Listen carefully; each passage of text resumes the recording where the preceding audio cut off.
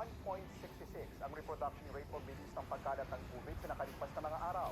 Ang reproduction rate na ito huling naitala Hulyo noong nakaraang taon, panahong mas marami pang ipinatutupad na restrictions. Pero sabi ng Okta, mas mabilis daw ang pagkalat ng sakit ngayon kumpara sa surge noong July hanggang August.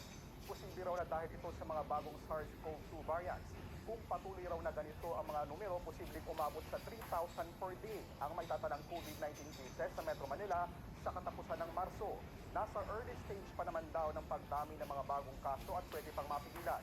Inirekomenda nila ang pagpapatupad ng mas mahigpit na localized lockdown at border control. Ginagalang daw ng Interagency Task Force ang desisyon ng mga alkalde ng Metro Manila na ipagpaliban muna ang muling pagbubukas ng non-essential establishments tulad ng mga sinihan at arcade. Sabi ni IATF Vice Chairman Secretary Carlo Nograles, mas alam naman daw ng mga alkalde ang sitwasyon sa kanilang mga nasasakupan. Sinabi rin ni Nograles na pinututukan nila ang pagtaas ng COVID cases sa Metro Manila tulad sa Pasay City.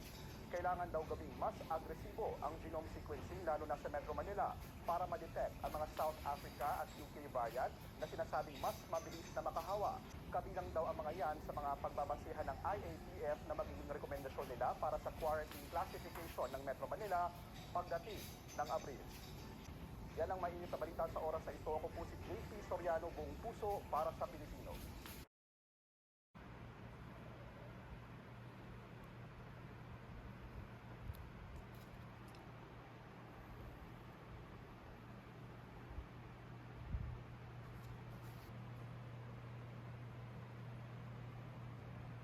I wanted to make a piece based on the arrival of Ferdinand Magellan when he tried to conquer the land of Lapu-Lapu. The size is 8 feet by 16 feet. It's on canvas. Now you can see the piece. It's already underpainted with light gray. And I'm thinking of using acrylic. It will be a one-year traveling show, and it will go to the regional museums of the National Museum in Ilocos, in Iloilo, and Zamboanga. I hope by then I can already travel, to give talks and give workshops to local artists. I'm so glad that Jigo Alampay, the canvas and the National Museum gave me the freedom to choose the theme that I wanted to depict.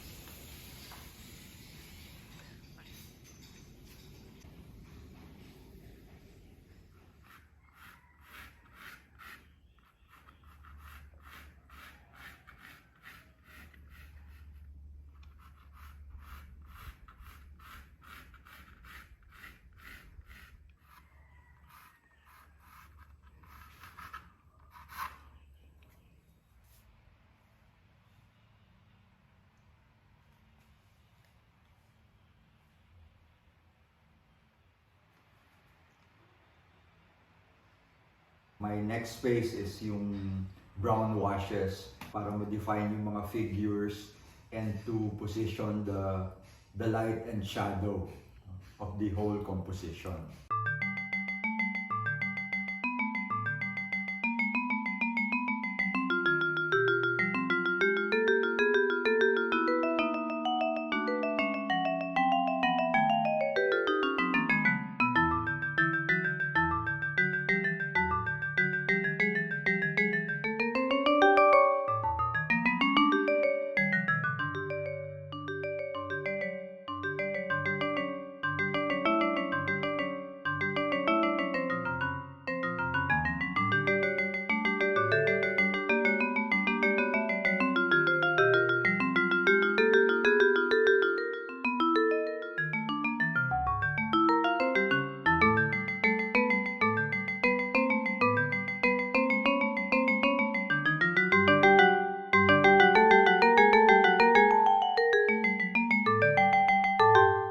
Welcome to the Pasilio Press Print Studio. This is where I work right now. It's newly built but it's not yet done. Kulang pa yung mga electric fans, but it's working. Come in. This is now the development of the work. I'm still continuing doing the washes. It's nice to work on this scale because the movement of the arm is much flexible. For this stage, it's not so detailed. Anyway, this is just a guide. I will still cover it with colors.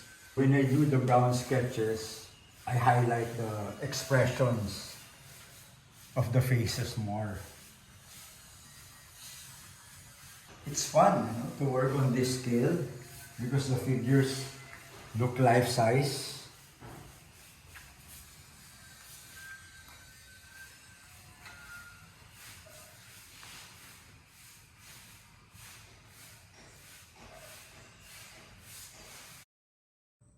I am in awe, Mr. Borlongan. Just the brown wash. It's already like the epic story is already alive. This is my breakfast for today, cornflakes with almond chocolate milk because I need energy. Every day I feel like I'm off to do battle with my own canvas.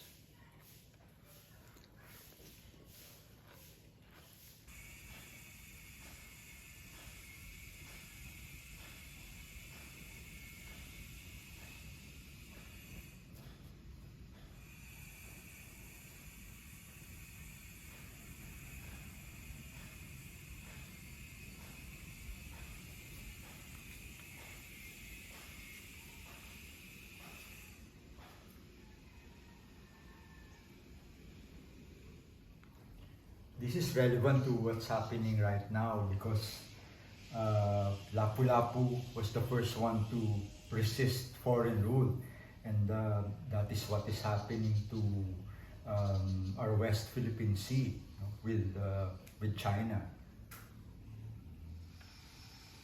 And no one can take our own land from us.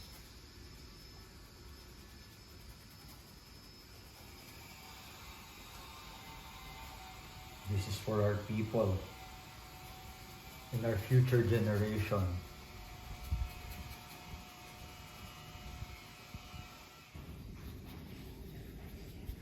And this is my way of capturing the struggles of our forefathers.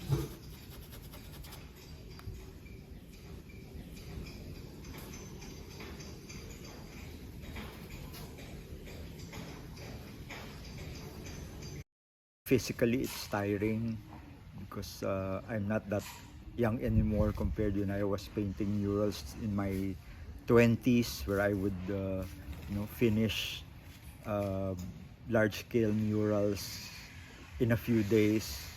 But now I'm just taking my time, enjoying every brush stroke, enjoying the process. This project is really so satisfying, and it's really a dream come true. Magkaiba kami ni Botong. We do the opposite. Kasi si Botong, ginagawa niya yung background first and then the figures last. Ako naman, the other way around. I do the figures first and then the background last. Magellan told these two men to burn their village because he thought that by doing that they would retreat. They would go and save the But village. he became more angry. Of course. That's what we do. But there's a boat leaving.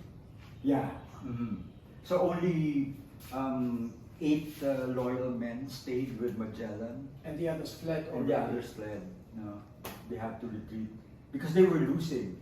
Imagine, 49 men of Magellan against 1,500. 1,500. Yeah, but they were surprised even Pigafetta. They thought in one village there's only like 300 people. But how come there's 1,500? So that means all the allies of Lapu-Lapu Came together. Came together. So I think they were expecting the war. No? And the Spanish were arrogant because so often, due to their better weapons, they won against huge amounts of indigenous. So Yes. they had so many positive experiences. We are stronger than Yes, them. So that's- they got arrogant. That's correct, yeah. And that was Magellan was expecting. But then, they didn't know that it was low tide, so the ship couldn't go ashore, couldn't come to the shore. So they couldn't rescue them with the cannons. Yes, the cannonballs couldn't reach the shore.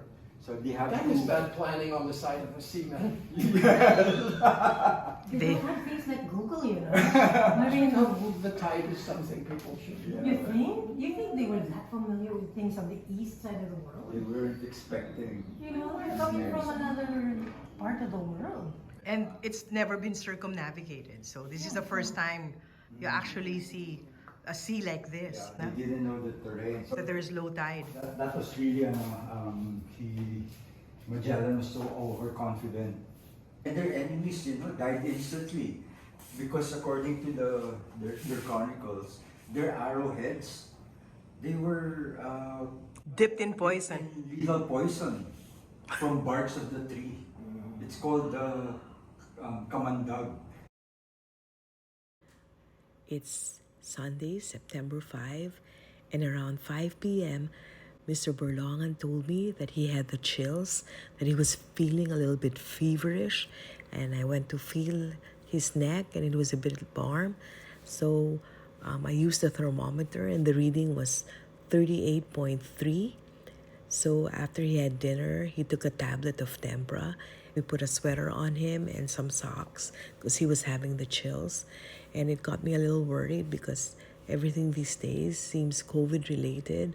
You know, people say when you have a fever, it might be COVID. But I just figured he had a difficult week this week, painting his mural. So I told him to just rest. And around 4 hours later, his fever dropped to 37.1. And that gave me a bit of relief. But I asked him to take a tablet of Tempra anyway and to just rest and have a good night's sleep.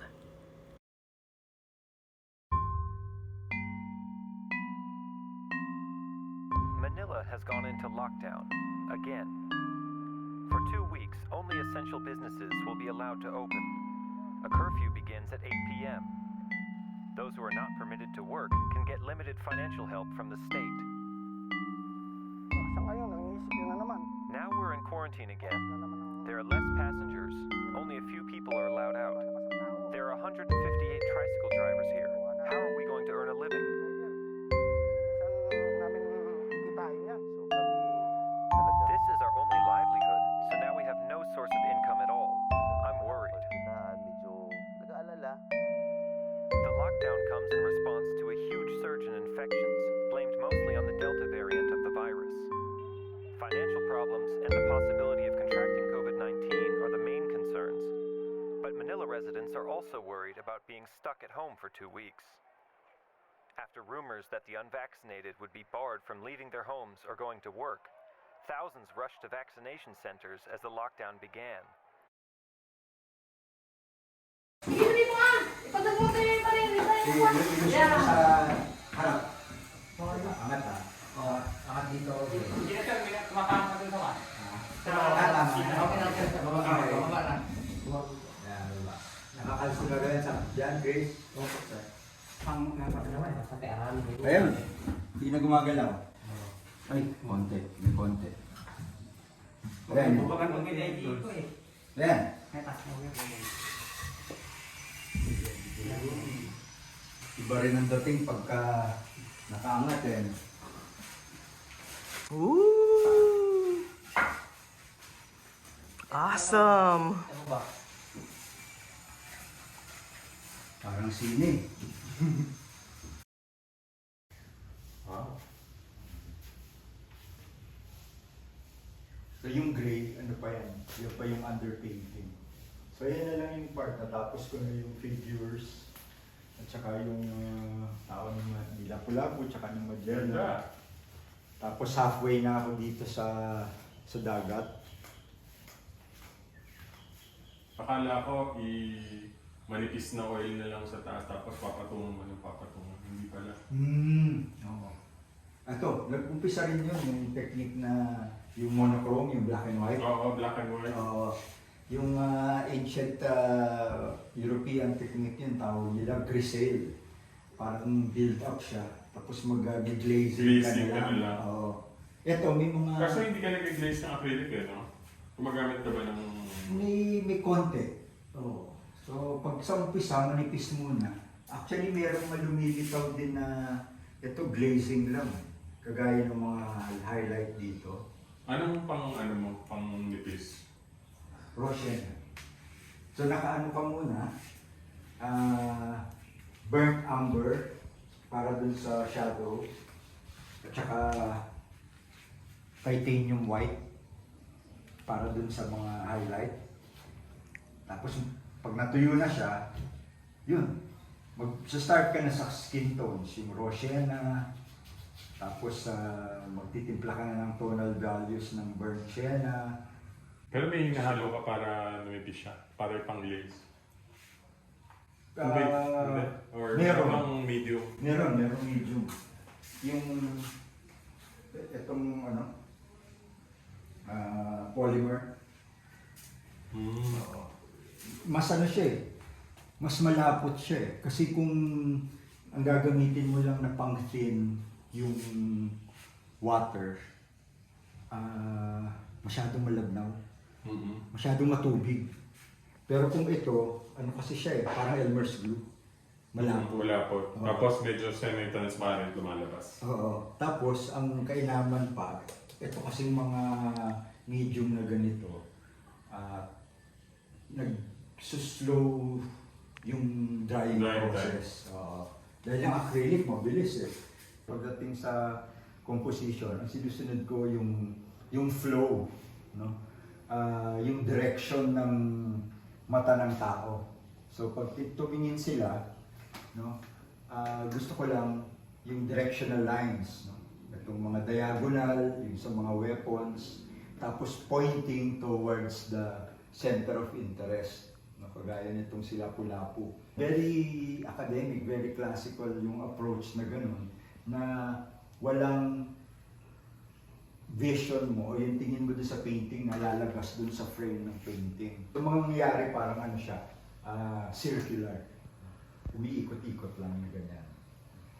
Sistema ko rin yan ng pag-position ng mga elements is through contrast. Kung halimbawa, like itong part na ito, maliwanag kasi yung mukha ni Magellan, I have to think of an element na pwedeng tumabi sa kanya na dark. So, inisip ko, ano bang magandang ipwesto rito sa tabi ni Magellan kasi may light. So ito, yung leg niya, no? Tapos yung armor, tapos yung isang figure. So laging ganun, merong light and dark contrast. Lighting ko lagi, parang lagi nasa nakakoncentrate sa center. No?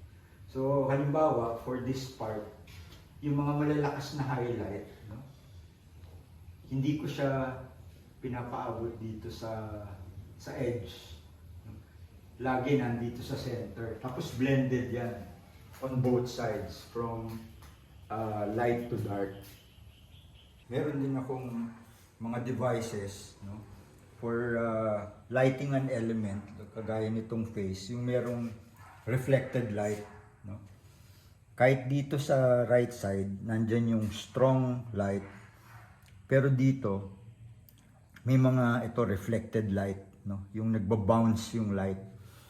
At ang source niyan, pwedeng siya nanggagaling dahil kung may malakas na ilaw dito, dahil may ground dito, yung ilaw na tumatama dito sa ground, no, nagbabounce dito sa face.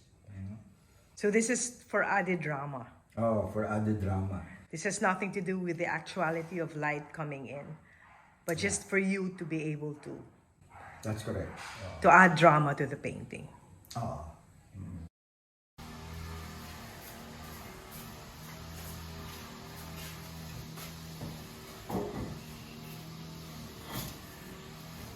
Yun.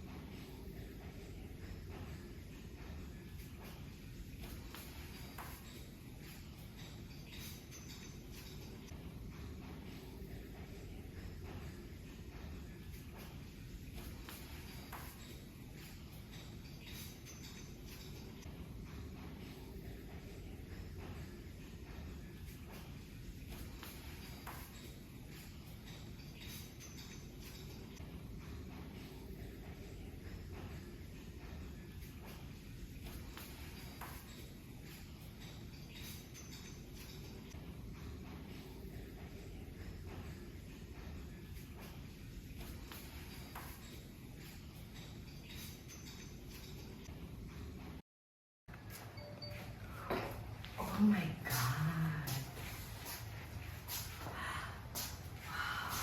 Bakit ko na nakita na it's blue already?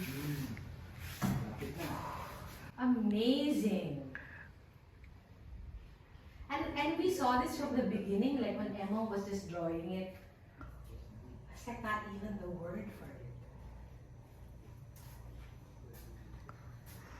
I mean, from the detail of everybody to, as in everybody, you know, to the expressions on their faces. Pwede kayong mag-spot the difference. Yun. From that small work to the final work. Gini-grid mo ba yan, di na? Oh, old school nga eh. Ha? Naka-grid. Naka-grid. Oh, ito oh. Naka-scale siya ng parang 1:1. 1 inches, tapos 12 inches dito sa painting. Ito yung eksena, kita nyo, dun sa shore ng Mactan. Mga depiction ng mostly yung mga Filipino-Spanish relation, no? Yung mga first mass in the Philippines, yung mga pagtayo ng mga first cross in Cebu. Parang lahat ng mga natives, yung mga locals are all bowing to the rulers and the mga foreign colonizers. Pero ito, yung depiction naman ito, it's the other way around. No? Parang sila yung mga victors, tapos sila yung mga losers. Sila yung mga defeated. Eh, kasama si Magellan sa kanyang mga army na supposedly parang bastard son ni Magellan. Si Francisco Ravelo. Patay din eh. Nung nakita niya na namatay, parang nanghina si Magellan, na disheartened siya. Oh, kaya natalo siya dun sa battle. What made you decide to do another painting, Emong, na hindi yung typical na work mo? Yung parang street scenes. This time it's different. A part of history yung ginawa. Parang medyo nakakapanibago. So, bakit? Noong 2015 kasi, bumiyahe kami ni Plet. No, after nung US trip namin, gusto ko talaga makapunta sa Mexico. Tapos nakita ko yung mga mural nila Diego Rivera, Jose Clemente Orozco, David Alfaro Siqueiros. Pinropose ko kay Jigo, alampay ng canvas. Sabi ko parang gusto kong gumawa ng large scale work na para sa mas maraming audience, para sa mas malawak na public.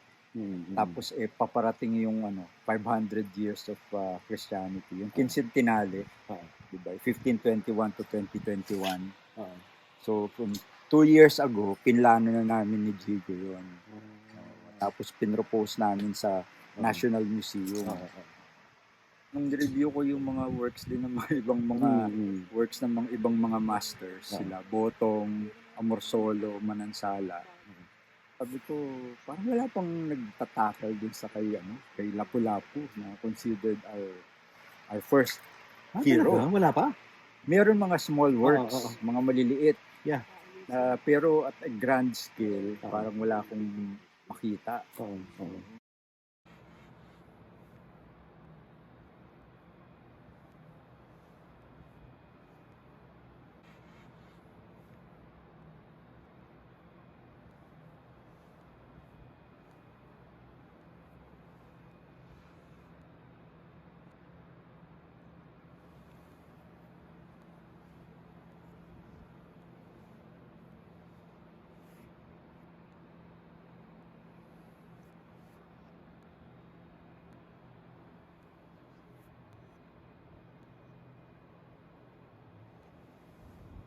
Natapos ko na din. Oh, the tattoo! We're all done? It's all done. Thank you, Lord. Wow. Thank you, Wow, Lord. congratulations, Mr. Borlongan. Congrats. Thank you, Lord. Thank you, Bathala. Oof! Wow. Talagang, yan, parang it was really a test of endurance, determination, and pinagpahinga talaga ako ng 4 days. Wow. Parang napapaiyak ako sa tuwa. November 8, Monday morning. Itaga natin yan sa bato. Natapos din ang malaki kong painting, The Battle of Mactan.